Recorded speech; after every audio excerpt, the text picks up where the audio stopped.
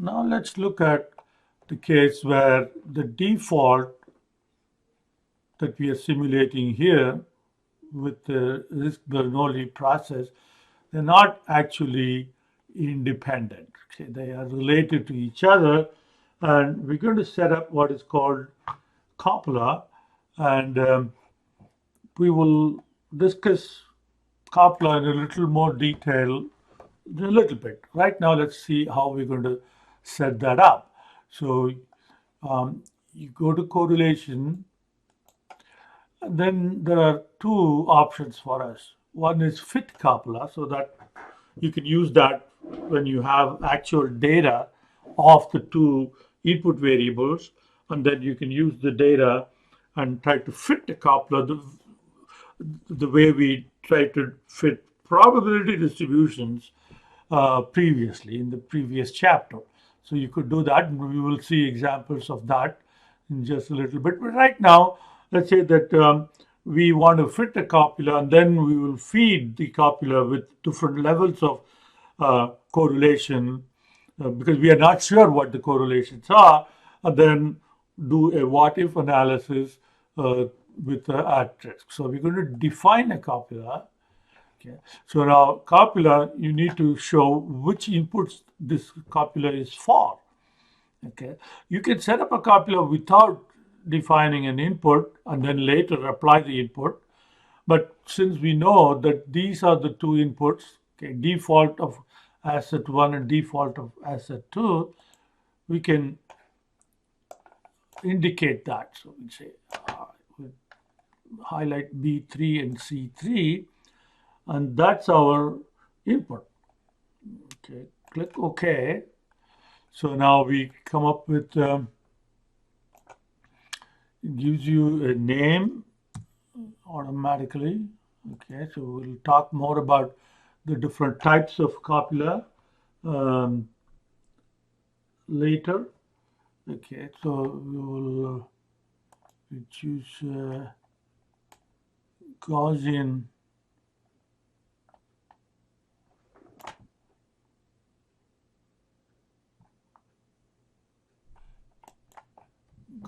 copula. Okay, and select that, and we can enter a value here. Okay, that would be a fixed value, but we're going to simulate with different levels of correlation to be used in the copula.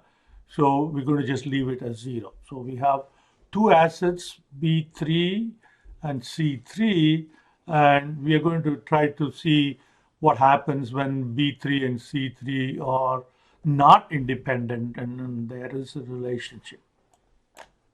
So now click OK, and then we have to put the copula somewhere, and we're going to select C25.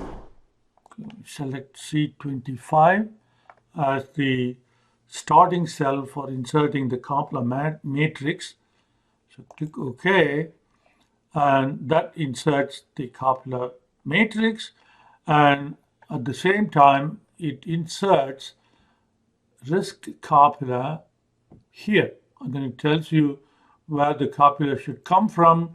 It automatically creates a name. Okay, see here, that is, this is D26 through E28. So that name is automatically set up, and that's used here. And then 1 stands for the first variable, and then here it's the same copula, and 2 for the second variable. So that gets automatically inserted, and the copula matrix is set up here. Okay, initially, of course, the value is 0, which means copula is doing nothing. It's just treating the two underlying assets as completely independent. But we want to use different levels of correlation and simulate with those different correlations inserted into the copular matrix. Of course, these are not linear correlations, these are copular correlations. So now we go up to 1, so that will be 11 simulations. So we're going to run these 11 simulations. So we have to insert, as we go through the 11 simulations, we have to insert this correlation into the copular matrix. Okay, and we can set up a sim table for that. We can put the sim table right here directly, but we will do it outside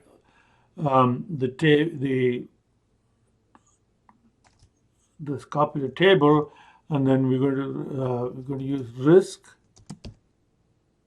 sim table, right? And that's the range that should be used for risk sim table. So the values from this range will be used one after the other to perform the simulation. So then we can set that correlation to that. Okay. All right. So now it's going to insert that correlation here, and then we'll do the simulation, and the copular will be used to set up the defaults. Okay, and then we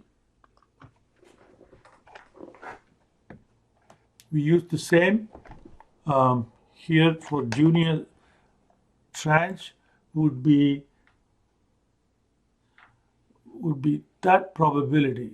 Okay, so we can just copy that, go into edit mode, copy it, and then bring it back here and paste it. So its output is already defined. Okay, and then senior tranche, once you can go into edit mode and then copy and put it back here.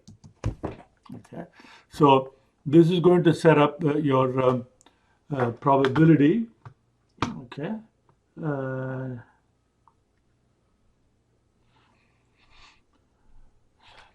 So for each correlation value, this will run the simulation. Okay, and you will have the probabilities here, and we can set up the probability, junior tranche probability, as risk mean of that, right, for the first simulation. So we need to do that F4, comma, that. So now if you copy, mean for that same cell for the second simulation will go in the next. Okay, we have not run that, so that's the reason. So we have the simulation, first one is 0, but the second one is not run, so you get an NA, but it'll get the value. When you simulate, you will have values here.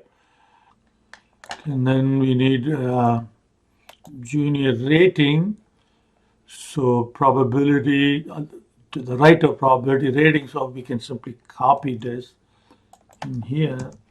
So make sure that it is done correctly. So that's the probability, and this is the lookup area.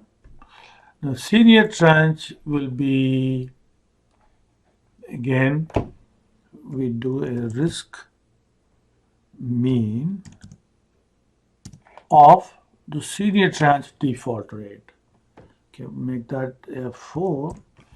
Then for simulation number 1. All right. Then we have the VLOOKUP, and we can copy that VLOOKUP here. That will work. So that's the lookup probability. This is the lookup table. Okay, so now we copy these down. Okay, so now we have set up the model. Okay. Now we can run the simulation. Okay, so we have 10,000 replications, but we have 11 simulations to run. So we need to make that into 11. And once again, check to make sure that multiple and then the fixed seed of 1. Okay, now simulate.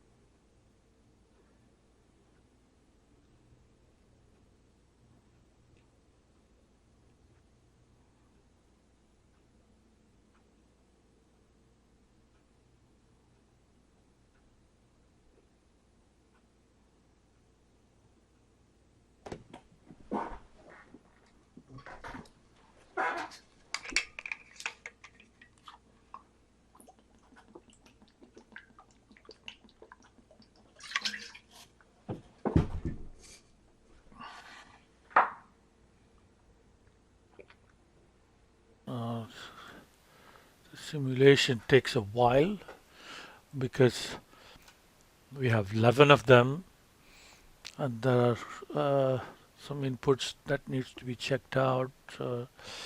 It takes a while, and as you can see, the when the correlation is 0, you get the same answer as we got when we assumed that they were independent. The underlying two assets are independent. But as the correlation increases, you see the junior tranche maintains about the same rating all the way through, but when the but the you look at the senior tranche rating, yeah, and when we assume that they are not correlated, they are pretty much ending up with much higher rating than the underlying individual default rate of the assets. Okay, so that's why it is extremely important to consider correlation among the underlying assets, which is one of the reasons, okay, ignoring it is one of the reasons that contributed to the 2007 housing market collapse.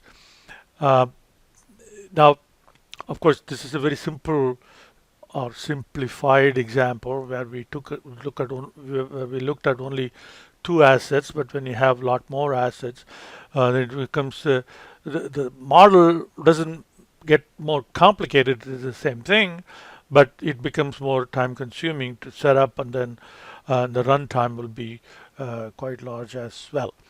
And this is one of the ways in which we can stress test your the products that investment bankers sell, to make sure that the ratings that rating agencies provide are consistent with the risks, real risks, are not something that we overlook by not considering the correlations.